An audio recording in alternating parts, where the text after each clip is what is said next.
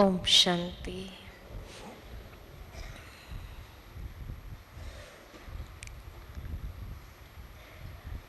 बाप दादा ने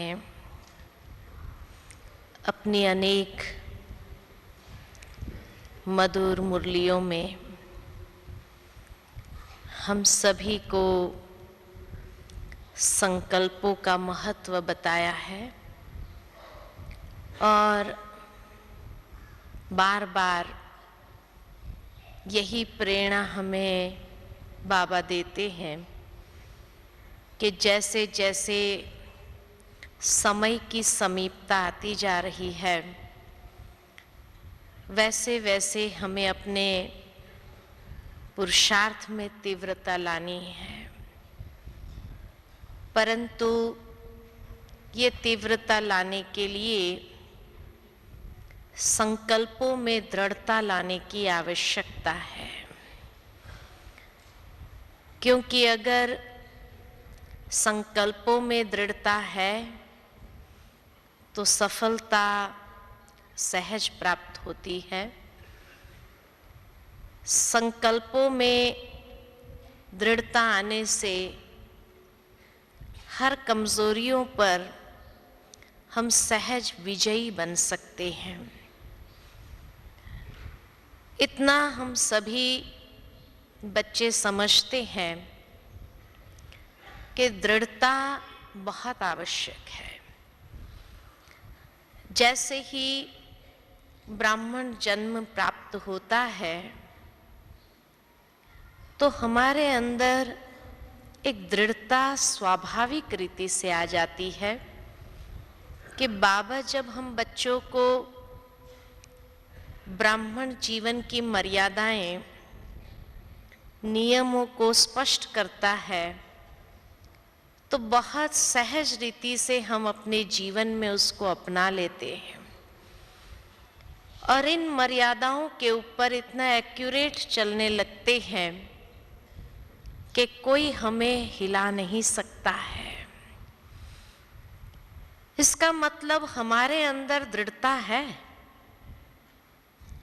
तभी तो सारी मर्यादाओं को फॉलो करने में हम पक्के हैं और पक्के बाबा के बच्चे बन करके हम अपने ब्राह्मण जीवन में भी यहाँ तक पहुँचे हैं।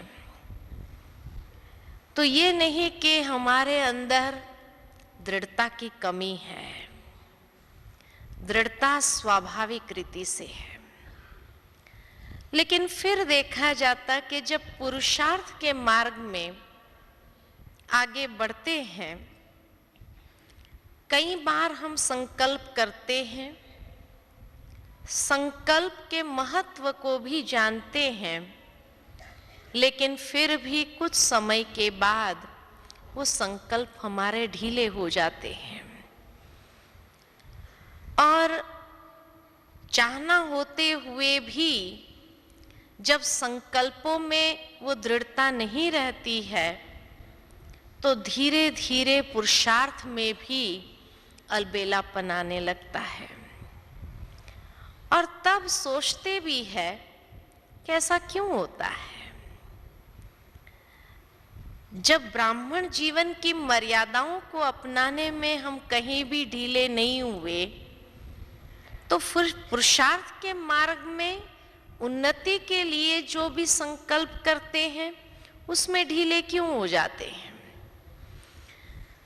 स्थूलता में दृढ़ता को अपना लेने में हमें भक्ति मार्ग की भी आदत पड़ी हुई होती है, इसलिए उसको ले आना सहज होता है। भक्ति में भी हमने अनेक नियम व्रत आदि रखे और इसलिए ज्ञान मार्ग में आए तो स्थूल रूप में धारणाओं में मर्यादाओं को अपनाना हमारे लिए कठिन नहीं रहा।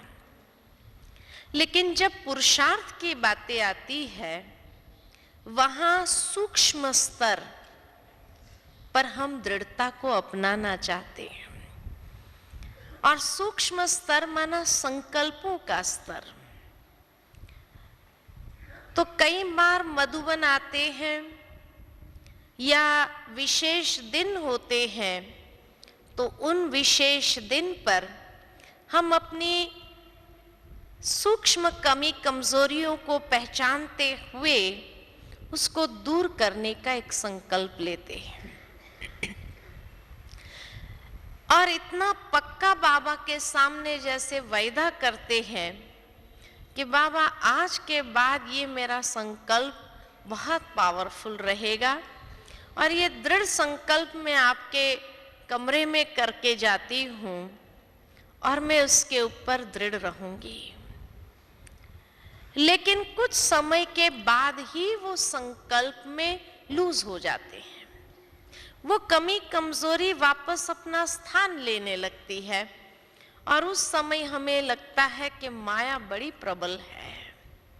कितना संकल्प कर लेने के बाद भी माया आ जाती है। माया माना ही अपनी ही कमजोरी का दूसरा नाम, तो माना वो कमजोरी वापस आ गई। उसका कारण क्या है? संकल्प में दृढ़ न होने के लिए कई बातें जिम्मेवार है। सबसे पहली बात तो ये जिम्मेवार रहती है कि अगर हमने कोई संकल्प किया है तो उसमें दृढ़ता यानी शक्ति लाने के लिए हमें अपने संकल्पों को पावरफुल बनाना होगा। लेकिन देखा जाता है कि अधिक बार हमारे संकल्प जो है उसमें नेगेटिव और व्यर्थ चलने लगता है और ये नेगेटिव और व्यर्थ ये संकल्पों की शक्ति को कम कर लेता है। इसलिए वो संकल्प में जो पावर रहनी चाहिए वो पावर नहीं रहती है। तब फिर चलते चलते वो संकल्प हमारा ढीला होने लगता है। तो इसलिए जैसे भक्ति में नियम व्रत को अपनाते हैं, इसी प्रकार हमें भी कुछ व्रत अपने संकल्पों के लिए भी अपनाने की आवश्यकता है, ताकि व्यर्थ और नेगेटिव का जो लीकेज है वो बंद हो जाए। जब तक ये लीकेज को बंद नहीं किया तब तक वो ड्रेन होती रहती है मानसिक शक्ति हमारी, और इसीलिए वो संकल्प में पावर नहीं आती है। दूसरा कारण है कि संकल्पों में दृढ़ता क्यों नहीं आती है, तो जो संकल्प हम करते हैं बाबा के सामने, उस संकल्प को पहले समझो कि ये संकल्प जो मैंने किया है उसका उद्देश्य क्या है, पुरुषार्थ में भी क्या उद्देश्य है जिस उद्देश्य को लेकर के मैंने ये संकल्प किया। अगर उद्देश्य स्पष्ट है कि उससे मुझे जीवन के अंदर इस तरह पुरुषार्थ में आगे बढ़ना है, अगर ये क्लैरिटी है तो वो क्लैरिटी हमेशा बनी रहेगी। लेकिन हम अनजानेपन में ही आकर संकल्प कर लेते हैं, उसके महत्व को समझते नहीं हैं, उसके उद्देश्य को समझते नहीं कि ये संकल्प लेने के पीछे मेरे पुरुषार्थ में क्या उद्देश्य है। तो उसको समझना पड़ता है। अगर ये विजन क्लियर है मेरे सामने तो फिर उस बात को फॉलो करने में सहजता होगी। दूसरी बात कि ये संकल्प लेने से मुझे प्राप्ति क्या होने वाली है, ये भी क्लियर होना चाहिए कि सूक्ष्म में आत्मा को किस प्रकार हम प्राप्ति का अनुभव कराते हैं। जो बाबा कई बार कहते हैं हम बच्चों को कि बच्चे जब भी कोई संकल्प लेते हैं तो उससे जमा का खाता हमारा बनता है, तो किस किस रूप में हमें प्राप्ति होगी। क्योंकि अगर प्राप्ति क्लियर है तो करना आसान है, अगर प्राप्ति क्लियर नहीं है तो भी करना मुश्किल होता है। जैसे ब्राह्मण जीवन की मर्यादाओं में भी अगर प्राप्ति का पता नहीं है तो उन आत्माओं से नियम मर्यादा को फॉलो करना बहुत डिफिकल्ट है।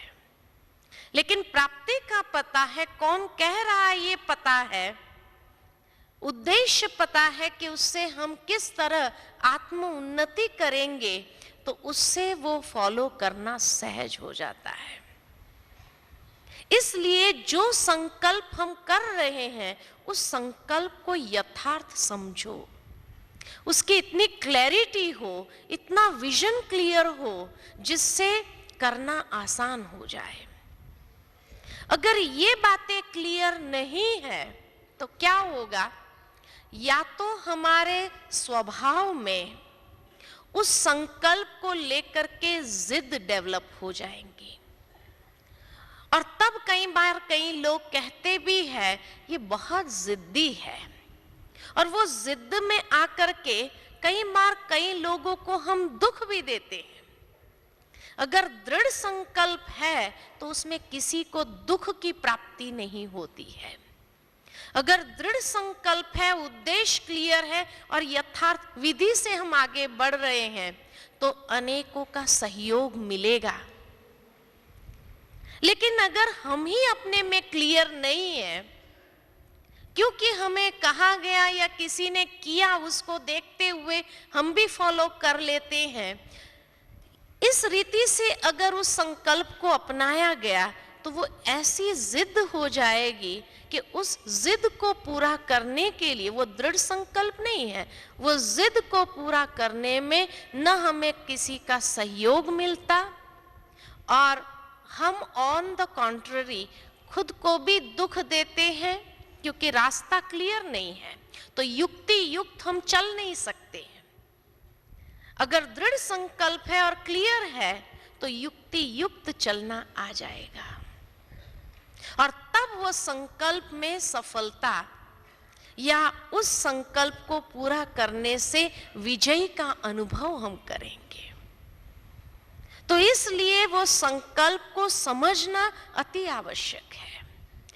नहीं तो जैसे भक्ति में ब्लाइंड फेथ की रीति से हम करते रहे, इसी तरह ज्ञान मार्ग में आने के बाद भी उस बात को समझते नहीं हैं और कर लेते हैं तो एक प्रकार की ब्लाइंड फेथ के रूप से हम चलने लगते हैं।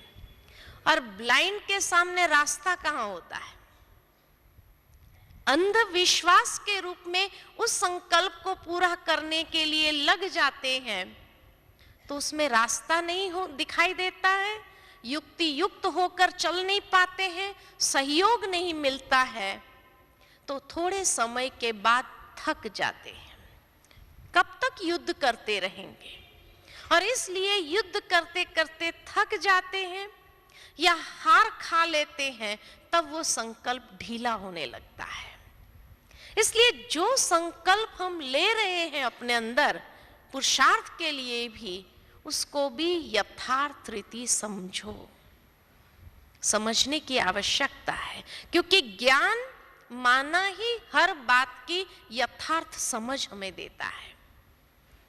और जब उस बात को हम जीवन में लेते हैं तो मुश्किलें आएगी, विघ्न आएंगे टेस्ट के रूप में, लेकिन वो विघ्न आते हुए भी वो हमें हिलाएंगे नहीं, हमारे अंदर उत्साह आ जाएगा और उसको एक चैलेंज के रीति से स्वीकार करते हुए हम आगे बढ़ेंगे।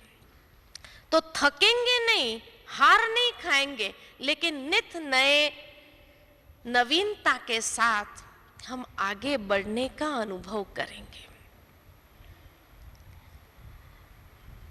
दूसरी बात यह है कि जब हम संकल्पों में दृढ़ता लेते हैं तो विघ्न तो जरूर आएंगे उसकी टेस्ट लेने के लिए कि कितना आपने उस विचार को समझा है, उस संकल्प को समझा है और उसको जीवन में धारण किया है।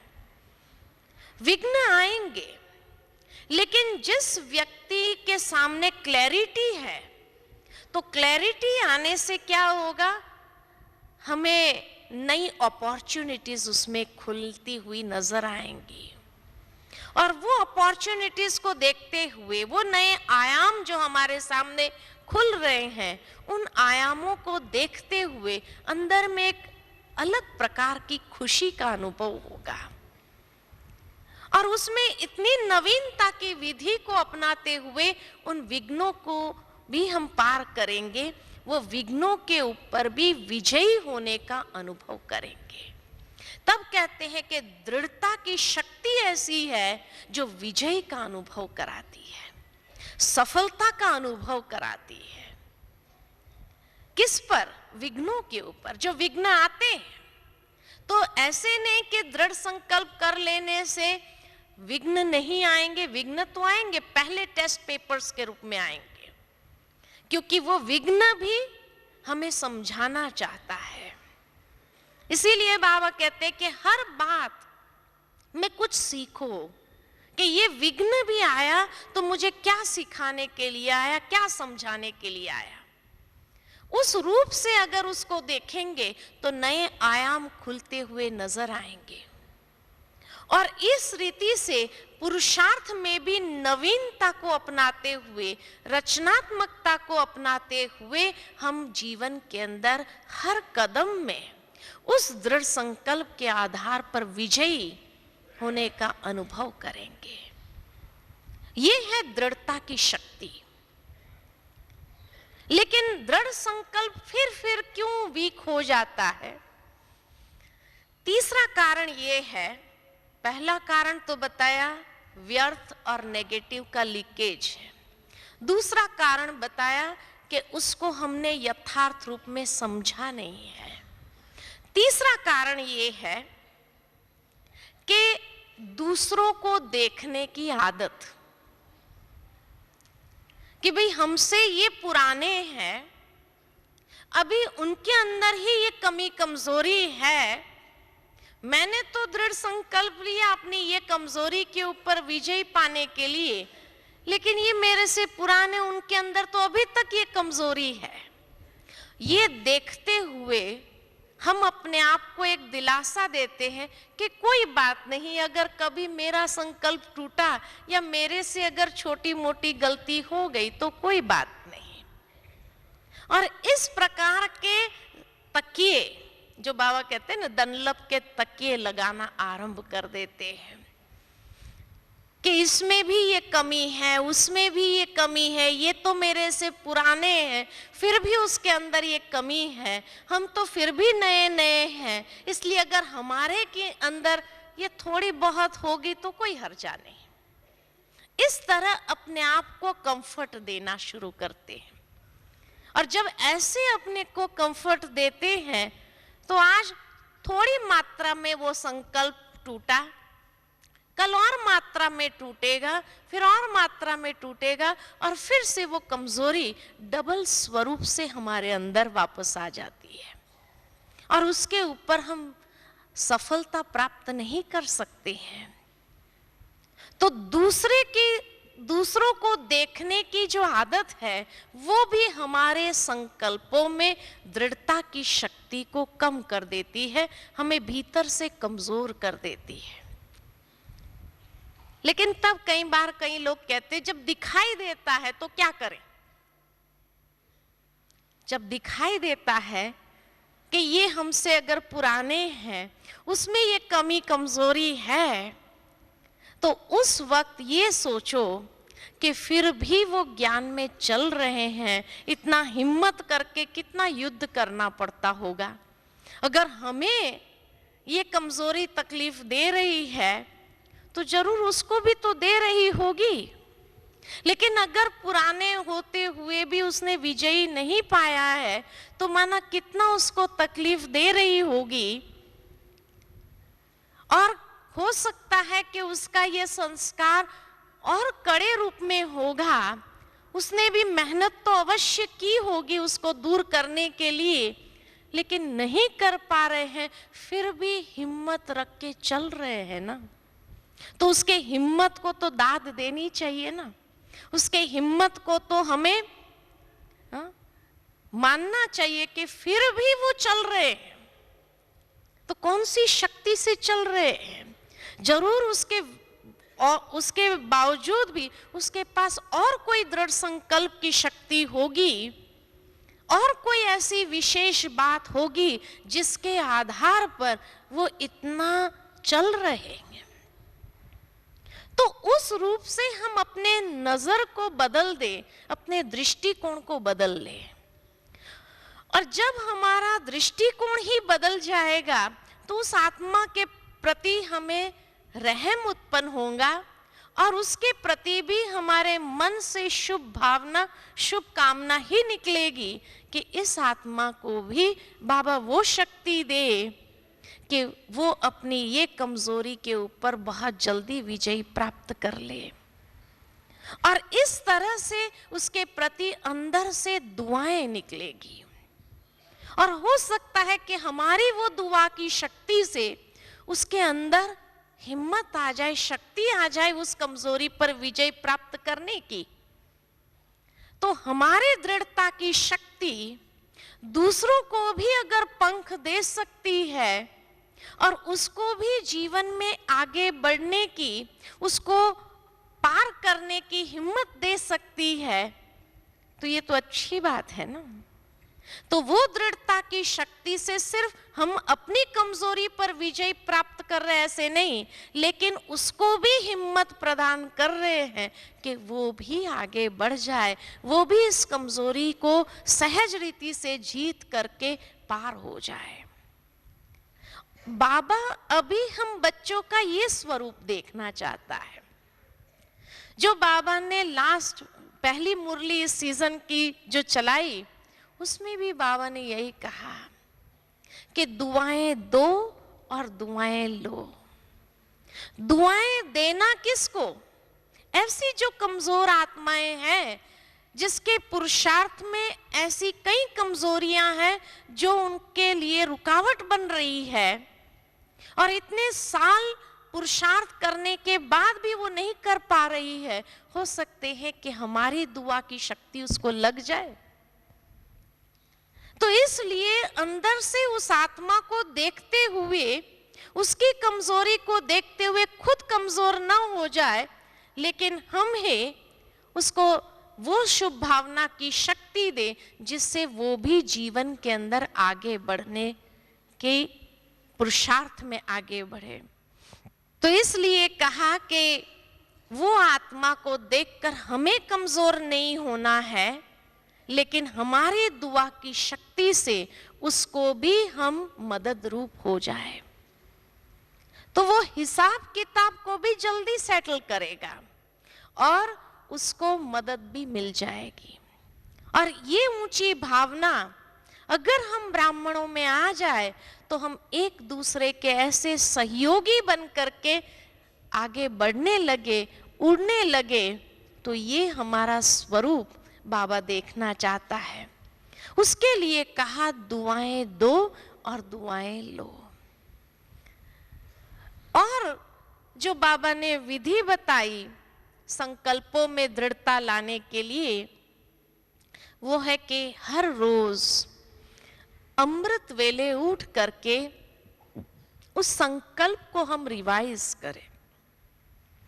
जो दृढ़ संकल्प हमने लिया है मधुबन में आकर के, वो दृढ़ संकल्प को हर रोज अमृत वेले रिवाइज करें, यानी फिर उस संकल्प को याद करें कि मैंने ये संकल्प लिया है। हम ले लेते हैं, बाद में कभी उसको स्मृति में नहीं लाते हैं, इसलिए वो भूल जाते। विस्मृति होने से ही वो कमजोरी फिर जीवन में आ जाती है, क्योंकि उसके प्रति हमारा अटेंशन ही नहीं रहा। तो अगर हर रोज अमृत वेले उठ करके उस संकल्प को फिर से रिवाइज करेंगे, तो रिवाइज करने के साथ ही बाबा के सामने स्वयं को देखते हुए, अमृत वेले जब बाबा से मधुर मिलन मनाते हैं, तो हम अपने दृढ़ता के संकल्प को फिर पक्का करें रिवाइज करते हुए। और फिर बाबा के सामने जैसे जाते हैं तो हर रोज सुबह में बाबा से विजय का तिलक अपने मस्तक पर लगवा ले कि इस संकल्प को पूरा करने के लिए बाबा भी मुझे विजय का तिलक दे रहा है। और इस तरह अपनी स्थिति को इतना पावरफुल बना ले तो दिन भर में भी वो संकल्प का अटेंशन हमें निरंतर रहेगा। और वो संकल्प निरंतर जब रहा तो दिन भर में अगर कोई बात आई भी तो भी तुरंत वो याद आ जाएगा, वो दृश्य याद आ जाएगा कि बाबा ने मुझे विजय का तिलक लगाया है और इसलिए ये संकल्प को मुझे ढीला नहीं करना है।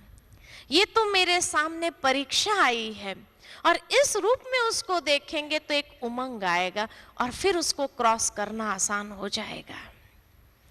तो इसलिए हर रोज रिवाइज करते हुए विजय का तिलक अपने मस्तक पर लगाया हुआ देख करके दिन भर में भी बीच बीच में अपने आप को अटेंशन दिलाते रहे तो वो संकल्प बहुत सहज रीति से हमारा संस्कार बनते हुए उसको पूर्ण कर सकेंगे। ये यथार्थ विधि है उसको पूरा करने के लिए, क्योंकि अगर इस विधि को नहीं अपनाया तो ढीला होना ही है। तो रोज जैसे स्वयं के लिए वो दृढ़ता की बेल्ट को टाइट करना चाहिए। दिन भर में ढीला हो जाता है थोड़ा बहुत, लेकिन अगर सुबह सुबह उसको टाइट कर लिया तो सारा दिन उस अवस्था में हम रह सकते हैं। फिर वो संकल्प हमारा संस्कार बन जाएगा और तब जाकर के वो संकल्प को पूरा करने की जैसे हिम्मत शक्ति स्वयं में अनुभव होने लगेगी और आसान लगेगा कि ये कोई बड़ी बात नहीं है। तो इस तरह से हर कमजोरी के ऊपर विजयी सहज रीति से बन सकते हैं। इसलिए बाबा ने पहली मुरली में हम बच्चों को ये विधि फिर से रिवाइज कराई कि बच्चे हर रोज संकल्प को रिवाइज करो, तब वो दृढ़ता बनी रहेगी। अगर रिवाइज ही नहीं करते हैं तो क्या फायदा, क्योंकि इतने जन्मों की मन की कमजोरी बनी हुई है, उसको निकालना है। बहुत पुरानी बीमारी है, ये पुरानी बीमारी को हमें हटाना है तो उतना अटेंशन तो रखना पड़ेगा। जैसे किसी व्यक्ति को शारीरिक रूप में भी पुरानी बीमारी को निकालना है तो परहेज के ऊपर कितना अटेंशन रखना पड़ता है, दवाई टाइम टू टाइम लेने के लिए कितना अटेंशन रखना पड़ता है। अगर एक डोज भी दवा का मिस कर देते तो क्या होता है, और वो भी कम से कम 3 बार तो डोज लेना ही पड़ता है दिन भर में। कोई भी प्रकार की बीमारी हो, साधारण से साधारण बीमारी हो तो भी 3 डोज तो देते ही है, 3 डोज नहीं तो कम से कम 2 डोज तो देते ही है। तो इसी प्रकार हम भी कम से कम दिन में 3 बार तो अपने आप को डोज यानी याद दिलाएं, अटेंशन में ले आए कि मुझे ये बीमारी को मिटाने के लिए जो मैंने दृढ़ संकल्प लिया है वो है, कहीं ढीला तो नहीं हो गया है। तो इस प्रकार कम से कम दिन में जितनी बार हमारा ट्रैफिक कंट्रोल चलता है उतनी बार ही अगर हम उस संकल्प को रिवाइज कर लेते या अटेंशन में खाली ले आए, रिवाइज सिर्फ अमृत वेले करें, दिन के समय हम सिर्फ अटेंशन में ले आए तो भी कुछ समय तक तो वो चलता ही है, उसका इफेक्ट चलता है। जैसे दवाइयों का इफेक्ट भाई इतना घंटा तो रहता ही है, एक पेन किलर ले लो तो भी उसका इफेक्ट 4 घंटा 5 घंटा तो रहता ही है।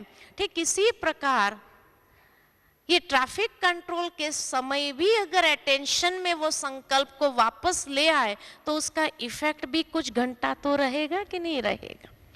और इस तरीके से अगर हम देखेंगे तो धीरे धीरे वो कमजोरी के ऊपर विजय प्राप्त कर लेंगे। और तरीका ये है कि जो कमजोरी को हम मिटाना चाहते हैं, जिसके लिए हम दृढ़ संकल्प कर रहे हैं, उसके विपरीत में कोई ना कोई विशेषता हमारे जीवन में जरूर होगी। उस विशेषता को याद करें और उस विशेषता को बाहर ले आए, उसको इमर्ज करने लगे। खाली इमर्ज संकल्पों में नहीं करना है, लेकिन वो विशेषता का प्रयोग प्रैक्टिकल कर्म में लाने लगे। जितना उसमें बिजी हो जाएंगे, बिजी रहने से वो कमजोरी को प्रयोग में आने का मार्जिन नहीं मिलेगा। खाली मन शैतान का घर होता है। मन खाली है तो फिर वो कमजोरी सामने बार बार आती रहती है और कोई ना कोई परिस्थिति के रूप में, पेपर के रूप में सामने आ जाती है और हमारे संकल्प को ढीला कर देती है। लेकिन उसके विपरीत में जो विशेषता है, उस विशेषता को डेवलप करने में, उसका प्रयोग करने में जितना हम बिजी रहेंगे, तो बिजी देख करके माया भी चली जाएगी, वो आएगी नहीं। और इस रीति से भी हमारा संकल्प ढीला नहीं होगा, मजबूत रहेंगे हम उसमें। तो हर एक आत्मा की कमजोरी के अनुसार बाबा से उसको कोई ना कोई विशेषता का वरदान मिला हुआ ही है। सिर्फ उस विशेषता को अगर पहचाना नहीं है तो उसको हम विकसित नहीं कर पाते, उसको डेवलप नहीं कर पाते हैं और उसको यूज नहीं कर सकते हैं। और जब यूज नहीं कर सकते हैं तो फिर बार बार वो कमजोरी उस स्थान को भरने की कोशिश करती रहती है। लेकिन विशेषता को ले आओ तो धीरे धीरे वो जगह जो कमजोरी ने ली हुई है, वो जगह पर विशेषता भर जाएंगी। तो इस रीति से हमारी कमजोरी को भी हम अपने शक्ति के रूप में उसको डेवलप कर सकेंगे और वो विशेषता को डेवलप करते हुए उसको संपूर्ण उसके ऊपर विजय प्राप्त करना आसान हो जाएगा। तब कहा कारण क्यों है?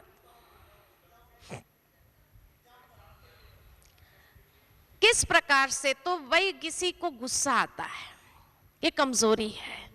गुस्सा आता है तो उसके विपरीत में शांति, तो बाबा से खजाना हमें मिला है ना। शांति की शक्ति को विकसित करो, अंतर्मुक्ता की स्थिति को डेवलप करो। जितनी अंतर्मुक्ता की स्थिति को डेवलप करेंगे तो धीरे धीरे उस गुस्से के ऊपर विजयी हो सकेंगे। तो जो कमजोरी है उसके विपरीत में हमें कुछ ना कुछ मिला हुआ है, कोई ना कोई विशेष बात को डेवलप करने के लिए बाबा ने इशारा दिया हुआ है। अगर उन बातों में बुद्धि को बिजी कर दो और उसमें अगर पुरुषार्थ में लग जाए, अपने नेचर के हिसाब से देखो और उसमें अगर लग जाओ, तो वो कमजोरी को प्रयोग होने का मार्जिन ही नहीं मिलेगा और इस रीति से हम उसके ऊपर विजयी हो सकते हैं। कमजोरी का प्रयोग क्यों होता है? क्योंकि हमने वो विशेषता को विकसित नहीं किया है, वो डेवलप नहीं किया है और इसीलिए वो कमजोरी बार बार आ जाती है, बार बार आ जाती है, बार बार आती है। वो अपना स्थान लेना चाहती है क्योंकि खाली स्थान तो हुआ है। अगर आप भरेंगे नहीं कुछ भी तो वही चीज वापस आ जाएगी, है ना। खाली मटका है, हवा निकालनी है तो पानी भरो तो हवा बाहर, लेकिन आप भरते कुछ नहीं है तो हवा तो रहेगी ही रहेगी ना, वो स्थान थोड़ी खाली करेगी। इस तरह कमजोरी ऐसे थोड़ी चली जाएंगी, उसके बदले में कुछ ना कुछ भरना पड़ेगा। अगर भरेंगे नहीं, मैंने दृढ़ संकल्प कर दिया, अटेंशन रख लिया, उद्देश्य को समझ लिया, प्राप्ति को समझ लिया, सब कुछ समझ लिया, लेकिन उसको कुछ पॉजिटिविटी से भरा नहीं, तो पॉजिटिव एनर्जी को भरी नहीं तो नेगेटिव एनर्जी फिर आ जाएगी। इसलिए वो कमजोरी बार बार हमारे अंदर आ जाती है। तब बाबा हम बच्चों को बार बार ये बात कहते रहते हैं कि बच्चे दृढ़ संकल्प करो, दृढ़ता की शक्ति से विजयी प्राप्त करो। दृढ़ता की शक्ति से ही सफलता मूर्त बन जाएंगे और अपनी संकल्पों में वो शक्ति है। सिर्फ दृढ़ रहने की आवश्यकता है और उसको पार करने की आवश्यकता है। तो ये है दृढ़ता की शक्ति को अपने अंदर विकसित करने की विधि, कि जब इस रूप में हम अपने आप में दृढ़ रहेंगे तो फिर धीरे धीरे हम अपने कमजोरियों के ऊपर सहज ही विजय प्राप्त कर लेंगे और हर कार्य 1 बाय 1 करें। हाँ, कमजोरियां हर एक में बहुत है अभी भी, लेकिन एक साथ में उसको निकालने का प्रयत्न करेंगे तो कुछ भी नहीं हो पाएगा। इसलिए 1 बाय 1 ले, जो सहज है उसको पहला ले और उसको विजयी बनते बनते फिर एक एक करके निकालते जाए तो जरूर है कि हो जाएगा। तो ये यथार्थ विधि है जो बाबा ने हम बच्चों को सुनाई पहली मुरली में भी, और पिछले साल भी बाबा ने बार बार हम बच्चों को ये इशारा दिया, बच्चे दृढ़ संकल्पधारी बनो। और दृढ़ता में कभी भी ये नहीं डाउट आता कि पता नहीं मैं कर सकूंगी या नहीं। पता नहीं आया माना हमें अपने संकल्पों में निश्चय नहीं है। इसलिए दृढ़ता के साथ निश्चय बुद्धि होकर के करेंगे, माना होना ही है, हुआ ही पड़ा है, अनेक बार किया है और करके ही रहेंगे। इस प्रकार की दृढ़ता अगर आ जाए, पता नहीं होगा या नहीं होगा, इनसे नहीं हुआ तो हमसे क्या होगा, ये तो इतने पुराने हैं, इनसे नहीं हुआ तो हमसे क्या होगा, ये है कमजोरी के संकल्प। तो संकल्पों में निश्चयात्मक बुद्धि होकर के वो दृढ़ संकल्प करो, तब वो निश्चित विजयी अनुभव कराएगी। तो दृढ़ता में भी निश्चय, दृढ़ संकल्प में भी निश्चय हो कि करेंगे ही हम नहीं करेंगे तो और कौन करेगा, हुआ ही पड़ा है, अनेक बार हमने किया है। डाउट की इतनी भी एक रेखा तक की भी मार्जिन न हो कि पता नहीं सोचा माना ही पत्ता कट जाएगा, है ना। वो संकल्प को कभी पूरा नहीं कर पाएंगे, वो पत्ता कट जाता है। तो इसीलिए पता नहीं का संकल्प आना ही नहीं चाहिए, हुआ ही पड़ा है। ये है निश्चयात्मक संकल्प। और जब इस विधि से चलेंगे तो अवश्य ही हम उसको पूरा कर सकेंगे। तो ये है दृढ़ता को लाने की अपने संकल्पों में यथार्थ विधि। ओम शांति।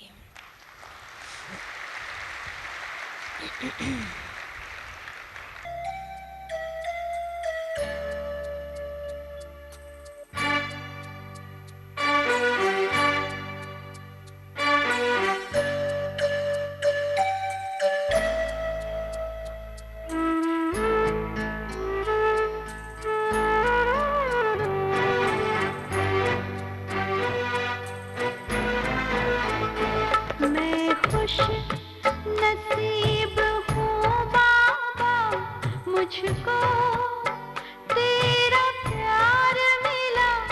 मैं खुश नसीब हूँ बाबा, मुझको तेरा प्यार मिला। पाते ही तेरी एक झलक, पाते ही तेरी एक झलक, मुझको नया संसार मिला। मैं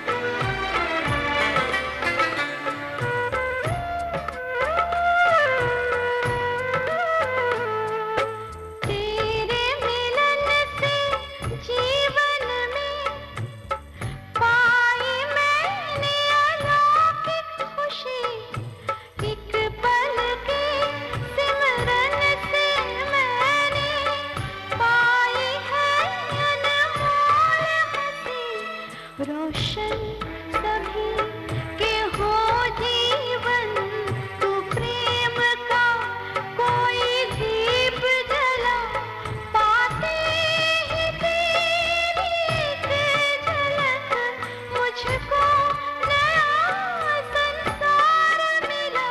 मैं खुश नसीब हूँ बाबा, मुझको तेरा प्यार मिला।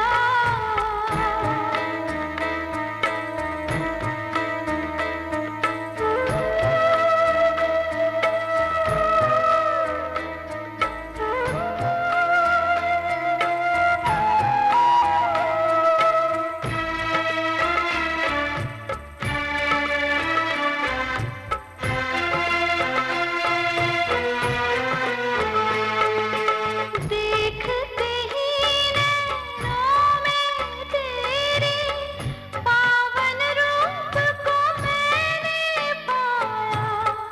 पल पल तुझसे मिलन में मनाऊं, मिलने का जादू छाया। हर पल तेरे गुण गाऊं मैं, छाया रहे रूहानी नशा पाते ही तेरी एक झलक मुझको नया संसार मिला। मैं खुश नसीब हूँ बाबा, मुझको तेरा प्यार मिला। पाते ही तेरी एक झलक मुझको नया संसार मिला। मैं खुश नसीब